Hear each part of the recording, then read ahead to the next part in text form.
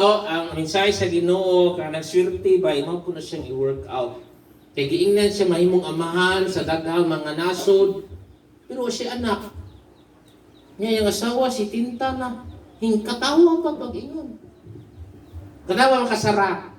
Ano di ko kasarang pamabdos mo? Wala kay wa si Lupi si Sara no kay marag mais kondisyon. Punadi ron ato ang teksto gisiluta. Gihimong amang. No? Sa kang David, nahimo siyang puli ni Haring Saul. Gidihugan siya, gihaplasan nga mahimong hari. Pero yung edad, pila? 17. Ay sa may 17 din ron. Isa 17 din edad. Wala, no? 17 kaya yung edad. Si David nahimong hari sa edad na 30. Pila ka tuig usa siya nahimong hari? 13. Mahimo kang hari. Nya gihaplasan siya, na ayang papa o maigsuon nga 7 ka buok, yung mama siguro. Nahimo kang hari. Pag diugan ka propeta sa una, good as soul na. Pero 13, 14, 15, wala ba siya nahimong hari? Kung ikaw bito si David, muna siya ang swerte sa Ginoo. Muna yung huwaton. Kaya basta para na nimo, maimod yun na. Nahaplasa na siya. Kinahanglan pamatud-an sa Ginoo o ipakita sa Ginoo nga tinuod ang dihog. Adunay sitwasyon. May usa ka higante nanikal ng hagit sa mga sundalo sa Ginoo sa Israelita. Isa man yung isong nyo diha. Wa di ni sukol kay higante. Nga naman, nga si David, dili military, dili sundalo, pamatanon. Nga nung siya rabay nangisog, pagsukol ni Goliath, it's a universal truth, no? Bisag sa mga bata, kay bawa na. Muna siya pangutana, nga naman, tungod kay 17 ang edad, giadto siyang propeta, giingnan, ikaw ang ipuli ni Saul. Napatay niya si Goliath. Ug tungod ato na ilhan siya, nabantog siya, napangasawa niya ang anak sa hari, sa ato pa, pamilya na siya sa hari. May rason na siya mahimong hari. Nga naman, ugangan siya hari. Iyang asawa, anak sa hari. Ipakita sa pamilya na kung mahari ilang anak, usa ka maayong butang, wa na sila'y bayad-bayad o buhis. Ang buhis iyang papa o buhis iyang 7 ka mga maguwang.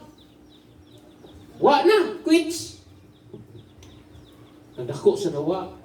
Ang premyo pag niya, kung kinsa to makapatay, may premyo nga dako kay kantidad. Kay hari good, nasod sa Israel, matay mo premyo. Alang-alang rakatay premyo. Posible sa karon sobra 2 milyon. Sobra milyon to ang premyo. Kay presidente ato ang premyo. Karon pa lang gani, nakadaog og gold medal. Mga naa sa mga 14,000 ang equivalent siyang nadawat ni Hidilyn Diaz. Nga Christian na siya, no? Interview siya, sa anong gagawin mo sa pira na natanggap mo? Siyempre, magbibigay ako ng tithes. Imagine ka na ay membro nakadawat na 1 million kay nakadaog siya gold sa palarong pamansa. Muhatag siya tithes sa 1 million. Pila? That's 100,000. Pila na to ang tithes sila. Ang nabuwan. Walang Domingo, bi. Panangitan lang na agi pinakadako, 1,000. Gulpi na yung muhatag og 100,000 kay nakadawat og 1 million. Grabe nga pag-boom sa simbahan. Pinturahan na yung simbahan, tanan mga gadget palit. Saan naman ang 100,000? Ang igumon. Ipamalit na tayo ng mga amplifier. Pinturahan tani, no? Tangan tani mga suga. Kagabi magkayo. Pero wala pa, pero murag na ano man. Amat-amat na, pangubra. No? Nanay hingo, piring og 500. Ato pa na si Mana naka-income siya 5,000. Naabiri mo piring 1,000. Ka-income siya 10,000. Anan si Mana? Oo. Sama niyong palabihon. Kanang mo opiring ra mo og sa gatos. Or mo opiring mo 1,000 kay naka 10,000 mo anan si Mana. Yan. Pero kinalan open ka, ready ka. Muna siya little by little. Imagine ka. Si Pacquiao, yung duwa. Nakadaog siya o yung premium. Naas sa mga 1 billion. Ang equivalent. So, ihatag abi niya ang pila. Ihatag niya ang 10 million. Ang pastor, guro, no? Hindi na muwali. Sige na, service. Bakay. No? Oh, pag nalay pangwali diha mga assistant. Yan ita 10,000, oh. Kada linggo. Igo na, no? Tinud-on lang ba? Tinud-on lang. No, ni siya, no? Ang mahimo sa simbahan. Magsige lang tigwali ang pastor sa pulong sa Ginoo. Niya mga membro mamati po.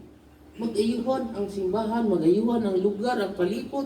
Kaya tumali, triparty, mag-ugma. Isa na mag-away. Pag-partik pagpanghatag. Yung mga mapuno din sa mga tagan. Kontraho pa na nila. No?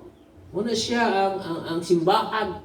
Kahayag siya, no? Sa kalibutan. Sama siya sa syudad.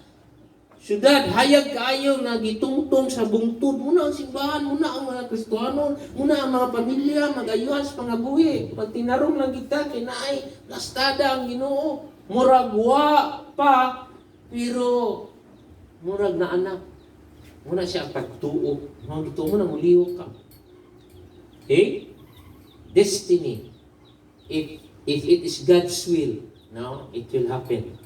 13 years of waiting. Niya ang iyahang pulian ng hari, kaduha pagid siya gi-attend ka ipapatay.